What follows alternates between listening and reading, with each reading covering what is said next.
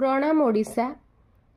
आज मु जगन्नाथंग उपरे गोटे छोटिया कविता कहि परिबे किंबा गीत किंबा भजन भी आपण माने कहि परिबे। गोटे छोटिया गीतटी मु लिखिछि। तेबे जदि आपण मानको ताहा भल लागे निश्चित भाव मते जणाइबे। आसंतु सुनिबा। कवितार संज्ञा उड़ुथाउ सदा तुमरी बाना। तेबे यह आज गोटे गीतर सुर रे गाइबा को जाउछि। भूल थिबो जदि क्षमा करिवे।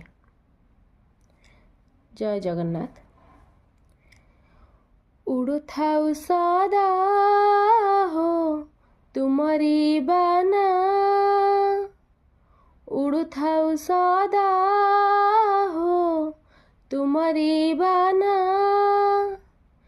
नील चक्रधारी आहे नीलगिरी, माता लक्ष्मींकर सौभाग्य सिरी, जगतर कर्ता तुमे हे सुना, उड़ुथाउ सदा हो तुमरी बाना, उड़ुथाउ सदा हो तुमरी बाना, सिंह दुआरे तुमरी दर्शन, सदा हे उठाए ए मन उच्छन, पाप रहिबनी हृदय जमा,